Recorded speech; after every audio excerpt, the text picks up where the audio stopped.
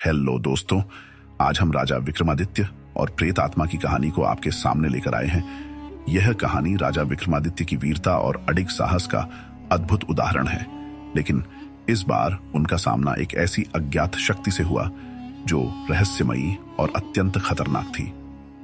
रात के अंधेरे में एक अजीब सा सन्नाटा था। उज्जयिनी के राजा विक्रमादित्य राजमहल में विश्राम कर रहे थे। अचानक उनके महल में एक भयभीत सैनिक दौड़ता हुआ आया और राजा को बताया, महाराज, पड़ोसी राज्य में एक भयावह आत्मा ने कहर बरपा रखा है। हर रात लोग गायब हो रहे हैं और अगली सुबह उनकी लाशें मिलती हैं। प्रजा डरी हुई है और पड़ोसी राज्य के राजा ने आपसे सहायता की विनती की है। राजा विक्रमादित्य ने स्थिति की गंभीरता को समझते हुए स्वयं उस राज्य की ओर प्रस्थान करने का निर्णय लिया। रात का समय था और अंधेरे में कोई आवाज तक नहीं थी। रास्ते में विक्रमादित्य एक निर्जन गांव से गुजरे, जहां हर घर के दरवाजे बंद थे और कोई भी बाहर नहीं दिख रहा था। यह गांव अत्यंत डरावना और सुनसान था। राजा ने देखा कि हर घर के बाहर राख से बने हुए अजीबो गरीब निशान बने हुए थे। विक्रमादित्य ने अपने रक्षकों से कहा, यह जगह अवश्य ही किसी रहस्य को छुपाए हुए है। उन्होंने ध्यानपूर्वक निशानों का निरीक्षण किया और समझ गए कि ये निशान किसी तांत्रिक क्रिया का हिस्सा है। राजा ने साहसपूर्वक गांव के अंदर जाने का निश्चय किया। गांव के अंत में एक विशाल जर्जर हवेली थी। जैसे ही राजा उस हवेली के निकट पहुंचे, अचानक वहां का माहौल और भी अजीबोगरीब हो गया। हवेली की खिड़कियां अपने आप खुलने बंद होने लगी और ठंडी हवा के साथ एक अजीब सी फुसफुसाहट सुनाई देने लगी। तभी एक वृद्धा राजा के पास आई और चेतावनी दी, हे राजन, इस हवेली के अंदर मत जाइए। यहां पर एक प्राचीन आत्मा का वास है। वह आत्मा बेहद शक्तिशाली है और उसने आज तक किसी को जीवित नहीं छोड़ा। लेकिन राजा विक्रमादित्य किसी भी रहस्य और खतरे से पीछे हटने वाले नहीं थे। उन्होंने वृद्धा को आश्वस्त किया और हवेली के अंदर कदम रख दिया। हवेली के अंदर हर ओर अंधेरा था।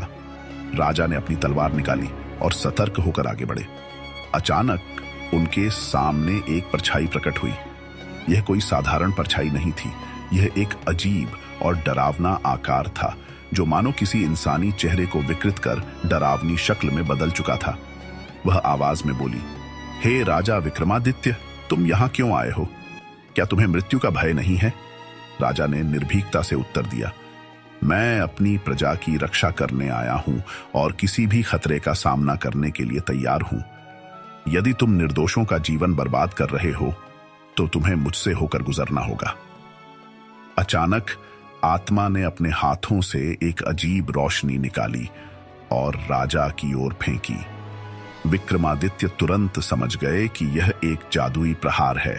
उन्होंने अपनी तलवार से उस रोशनी को काट दिया, लेकिन जैसे ही रोशनी टकराई, एक जोरदार विस्फोट हुआ और पूरी हवेली कांप उठी।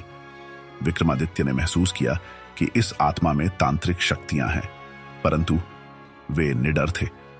उन्होंने अपनी तलवार उठाई और आत्मा पर प्रहार किया, पर आत्मा हवा में घुलती सी दिखाई दी और पीछे से हंसते हुए बोली, तुम मुझे हरा नहीं सकते राजा विक्रम। मैं काल के साथ बंधी एक प्राचीन आत्मा हूं। इतना सुनते ही विक्रमादित्य को समझ में आ गया कि यह आत्मा केवल शक्ति से नहीं मरेगी, इसके पीछे कोई गहरा रहस्य है। तभी उन्होंने देखा कि हवेली के एक कमरे में एक पुराना पीतल का घड़ा रखा हुआ है। उस घड़े पर तांत्रिक प्रतीक अंकित थे। उन्हें आभास हुआ कि आत्मा का बल शायद इस घड़े में बंद है। राजा ने जल्दी से घड़े को उठाया और उसे अपनी तलवार से तोड़ दिया। जैसे ही घड़ा टूटा, आत्मा ने दर्दनाक चीख निकाली और उसके शरीर में झटके आने लगे। आत्मा चिल्लाई, तुमने मेरी शक्ति का स्रोत नष्ट कर दिया है राजा विक्रमादित्य। अब मेरी मुक्ति का समय आ गया है। इतना कहते ही आत्मा धुएं में बदलकर हवेली से बाहर निकल गई और देखते ही देखते हवा में विलीन हो गई।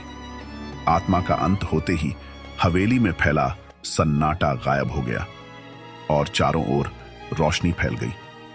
विक्रमादित्य ने गांव के लोगों को इसकी सूचना दी और अगले दिन उन्हें राज्य में सम्मानपूर्वक वापस लाया गया।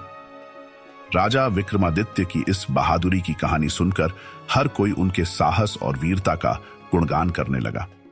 उनके पराक्रम और विवेक ने एक बार फिर साबित कर दिया कि निडरता, बल और बुद्धि के साथ कोई भी अज्ञात शक्ति हार मान लेती है।